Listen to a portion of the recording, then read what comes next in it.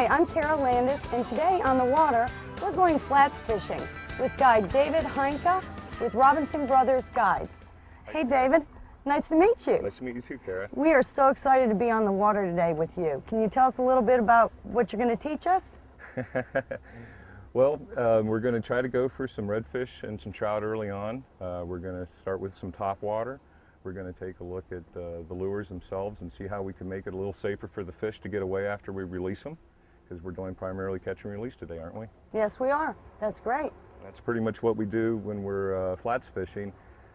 It's more or less something to where we want to have fun. Where catching the fish is just something added to the day. Exactly. As opposed to filling up our coolers. It's not to say we don't take some fish here or there for supper, but with flats fishing, it's more of the experience than the catching. Sure, and enjoying this beautiful environment. Oh, isn't it beautiful today? It's gorgeous. What do you say we get out on the water? Sounds good, let's go. Okay, let's go. We are on the camera boat, headed up to Cat Point to meet David and Kara, and we've come across a pod of dolphin who are in the middle of their morning feed.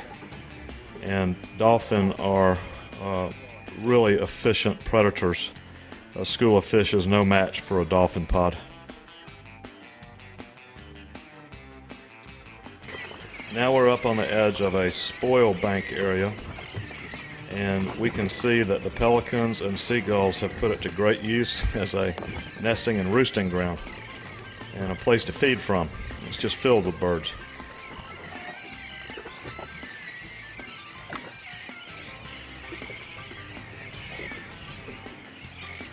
All right, Kara, we're going to be using a topwater plug. This is called a chug bug, and it has treble hooks on here. Now, treble hooks are really good at snagging fish, because you can see there's 3 points, but the real tough part, especially when you're the guide, is taking the lure out of the fish's mouth. Sure, without hurting them. So a lot of times, if you can bend down the barbs, which are right here, you do it with a pair of pliers, it makes it a lot easier to get this out.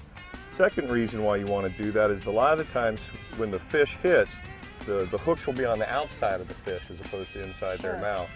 So it helps a lot to bend down those barbs so it's easy to get this out without doing damage to the fish if you want to replace it.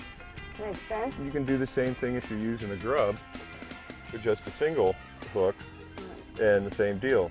I've pinched down the barb, and that way it's a lot easier to get it out.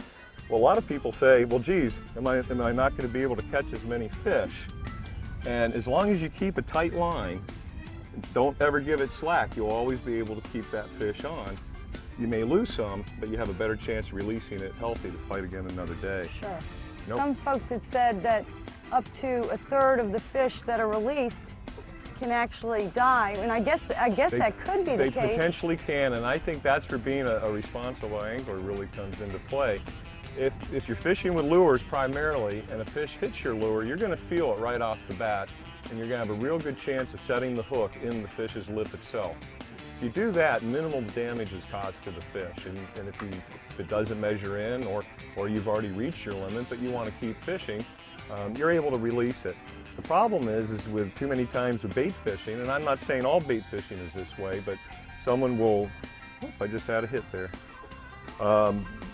Basically what will happen is that you'll put your rod in the rod holder, throw your bait out, put it in the rod holder, and wait for that rod to start bouncing. Well, the problem is a lot of fish will actually swallow that bait.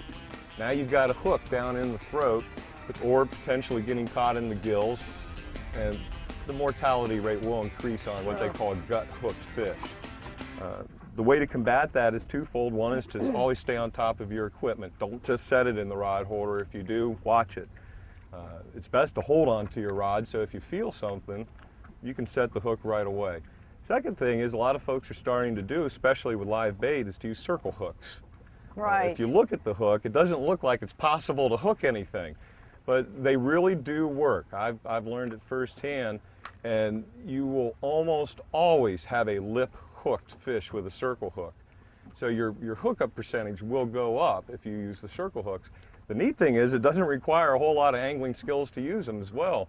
The best method is not to set the hook. You basically just let the fish take it, and as the hook slides out of their mouth, it'll find a way to hook itself on the lip. Either it won't or it will, but it's not going to hook back in the throat.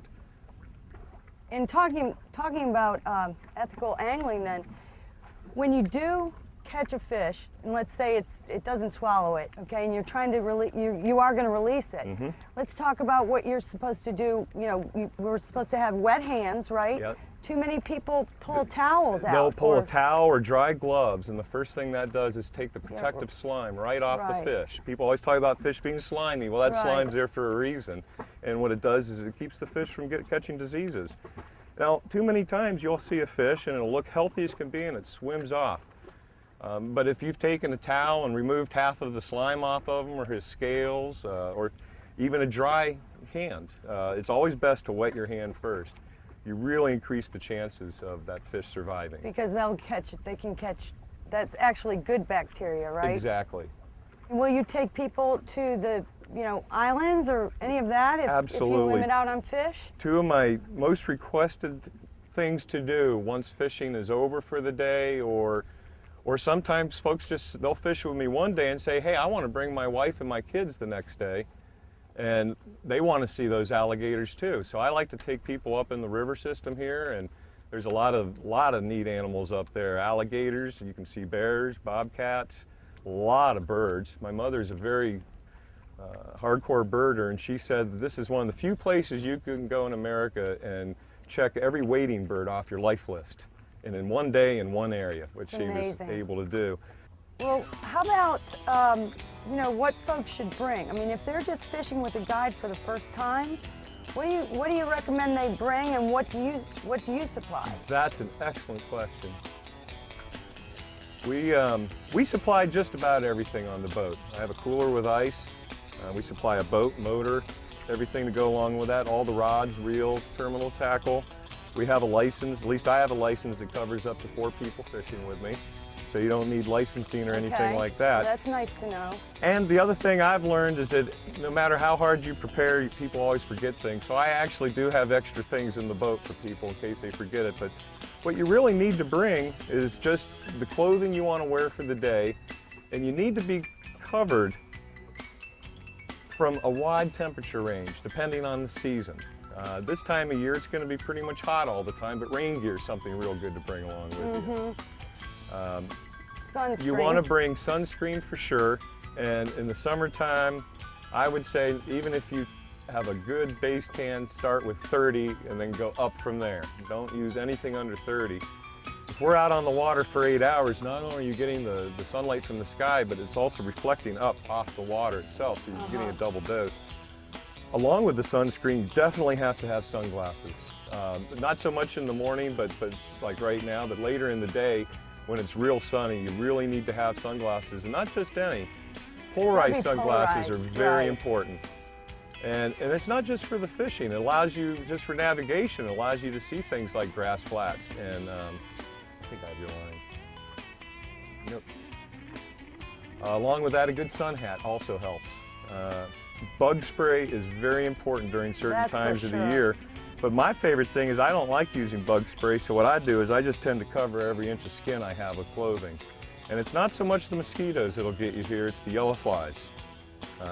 They pack a punch when they bite you. You should be able to put everything you need for the day into one bag. Whatever food and drink you have, that can be in a second bag because that's going into the cooler. But you can see my boat's not real big, so I don't have a ton of space in here. But I find that you can get everything that you need into one bag. What about tipping? Well, I think tipping it's one of those things that is up to an individual, and it's actually up to a guide. I always I never expect a tip. That way, if I get something that makes me feel good, makes me know that I've done something right that day. But a lot of people do ask, what do you tip? You know, what's expected? And I think just the traditional guidelines that you would use for any service industry could be applied, 10 to 20%. Yes, birds are one of your best fish finders, Kara. You see some birds diving, and there's always a good chance there's going to be something under it. In this situation, I think we have a bunch of skipjacks or ladyfish. Here's one right here jumping. Which are a lot of fun to catch. But they're a lot of fun to catch. Not so great to eat, but a lot of fun to catch because they jump a lot.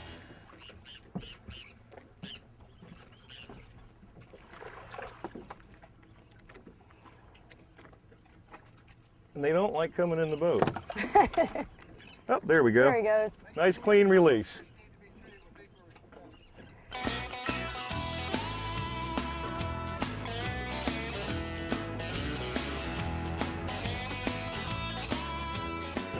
Make the point, get your... It's a Spanish. No, that's big trout. Oh, it is? Okay, yeah. Yeah, here, let me land that for you. Okay. All right, bring him around here, Kara. Lead him over here. That's a nice trout you got. But you know what? We've already got enough, so we're going to want him to release this one. So let me go ahead and get this in here. Oh, he's nice and tired. You want to be gentle. Now, one of the things I love about this boga grip is this is one of the most passive ways you can handle fish. The other thing is I hate lifting a fish out of the water. And when we do, we just do it to take a quick picture, or we put it right into the box, because would you feel good being forced underwater? That's how they feel being taken out. Now I use hemostats. And what you want to do is be as gentle as you can.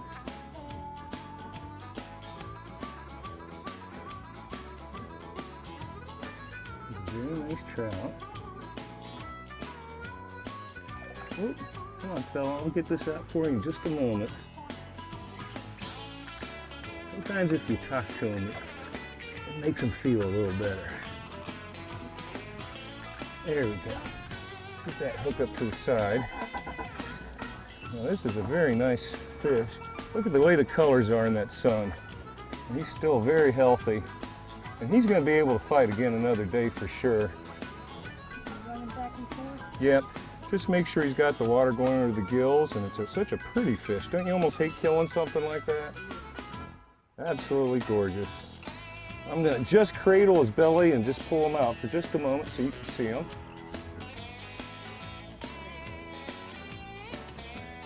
There you go. That's great. Good job, Kara. That was fantastic. What do you say we let him go? Absolutely.